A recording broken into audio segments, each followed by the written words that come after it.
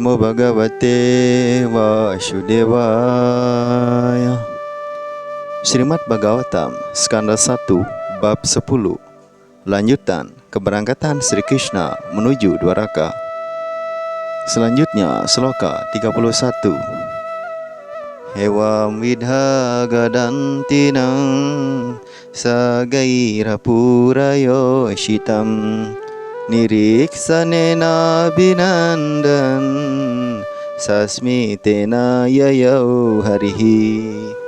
Artinya, seraya para perempuan ibu kota Hastinapura itu menyapa Krishna dan berbicara seperti itu, Sri Krishna sambil tersenyum menerima salam mereka yang tulus dan mereka untuk memberikan karunia kepada mereka.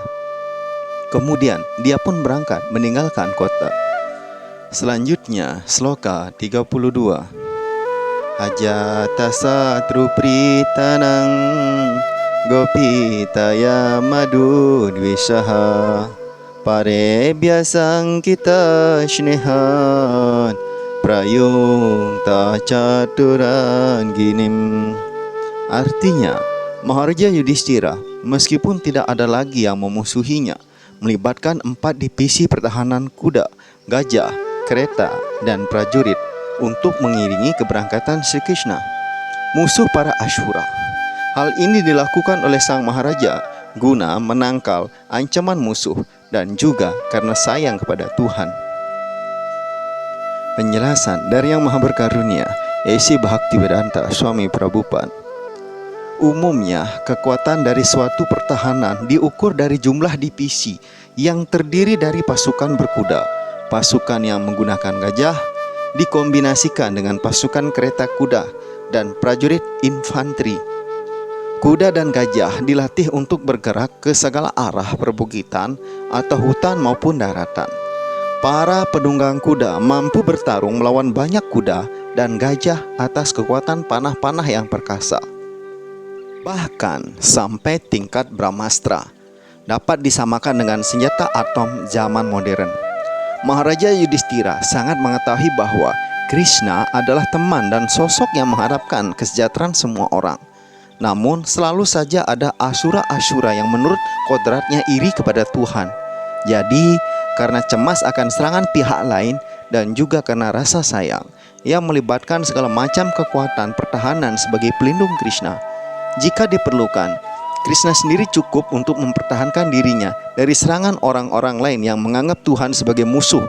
Namun, Krishna tetap menerima segala sesuatu yang diatur oleh Maharaja Yudhishthira, karena Krishna tak ingin mengecewakan sang raja yang merupakan abang sepupunya.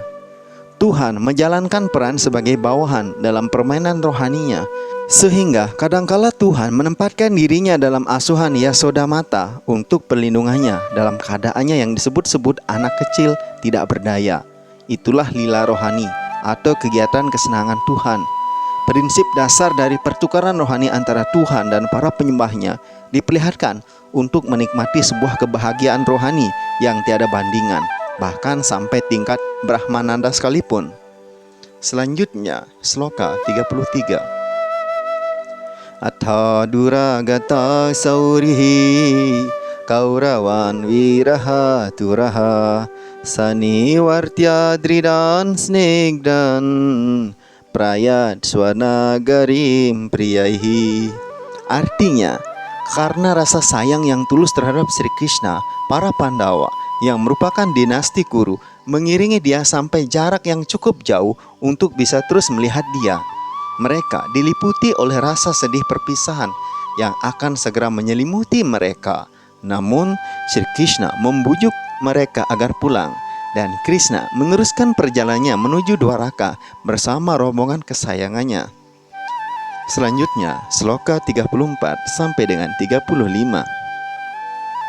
Kuru janggala pancalan surashenan sayamunan Brahma vartam kurukshetrang matsyan saraswatang atha marudanvam atikramya sauri bhirayoh paran anartan bargawa pagayat Acranta waho madagwibuhu. Artinya, wahai Sanaka, Sri Krishna kemudian meneruskan perjalanannya menuju Kuru Janggala, Pancala, Surasena, negeri di tepi sungai Yamuna, Brahmawarta, Kuruksetra, Matsya, Saraswata, provinsi yang terdiri dari gurun pasir dan merupakan negeri yang miskin air. Setelah melintasi provinsi-provinsi ini, akhirnya dia sampai di provinsi Saubhira dan Abhira.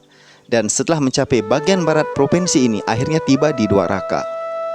Penjelasan dari Yang Maha Berkarunia A.C. Bhaktivedanta Swami Prabhupada. Provinsi-provinsi yang dilalui oleh Sri Krishna waktu itu mempunyai nama-nama yang berbeda. Namun arah yang diberikan cukup untuk mengisyaratkan bahwa Krishna telah melakukan perjalanannya melalui Delhi, Punjab, Rajasthan, Madhya Pradesh, Saurashtra, dan Gujarat, dan akhirnya tiba di provinsi tempat kediamannya di Dwaraka. Kita tidak akan mendapatkan keuntungan apapun hanya dengan meneliti provinsi-provinsi pada masa itu yang beranalogi dengan daerah-daerah yang ada sekarang. Tetapi nampak bahwa gurun pasir Rajasthan dan provinsi yang langka air seperti Madhya Pradesh telah ada bahkan 5.000 tahun silam. Teori para ahli pertahanan bahwa gurun pasir mulai terjadi pada tahun-tahun belakangan ini tidak didukung oleh persyaratan-persyaratan dalam Bhagavatam. Kita serahkan saja hal ini kepada para ahli geologi untuk melakukan penelitian, karena alam semesta yang berubah-ubah ini mempunyai fase-fase perkembangan geologi yang berbeda-beda. Kita puas bahwa sekarang Tuhan telah sampai di provinsinya sendiri, Dwaraka Dham, dan provinsi-provinsi Kuruksetra terus ada sejak zaman Weda, dan adalah kebodohan belaka bila para penafsir mengabaikan atau menolak keberadaan Kuruksetra. Selanjutnya, sloka 36.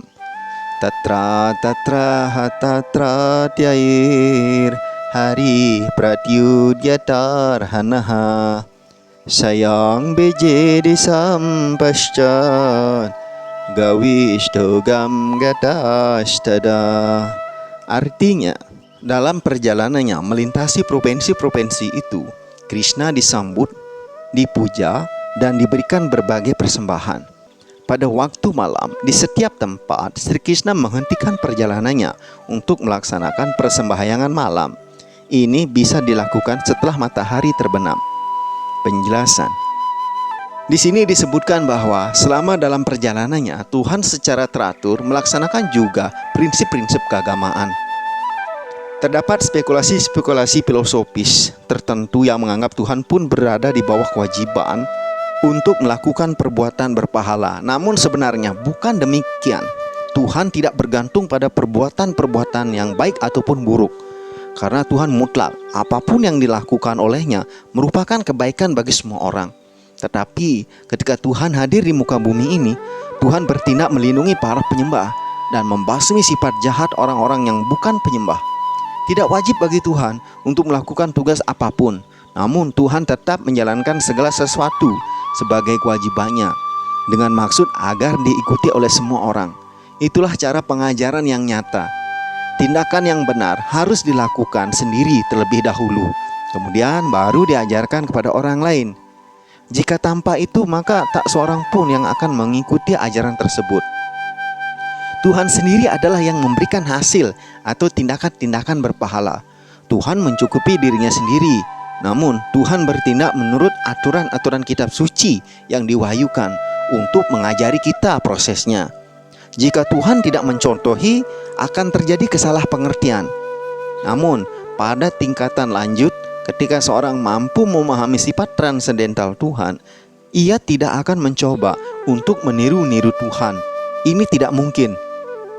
Tuhan di dalam masyarakat manusia melakukan apapun yang merupakan kewajiban semua orang. Tetapi kadang-kadang Tuhan melakukan sesuatu yang luar biasa dan bukan untuk ditiru oleh makhluk hidup. Tindakan Tuhan bersembahyang malam seperti yang disebutkan di sini patut diikuti oleh para makhluk hidup.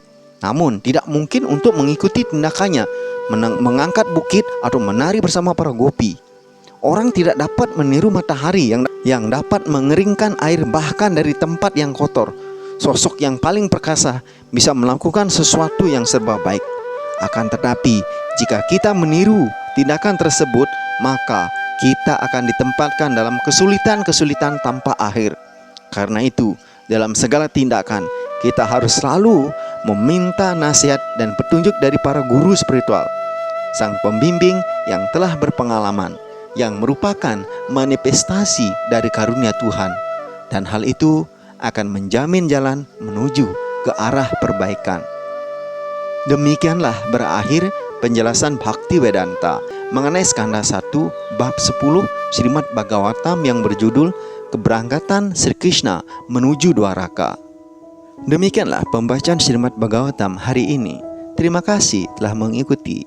Semoga hari-hari Anda penuh kebahagiaan, keberuntungan, segala karunia datang dari segala penjuru. Semoga Tuhan selalu memberikan kesempatan untuk berbakti kepadanya. Sampai jumpa esok pada waktu dan kesempatan yang sama.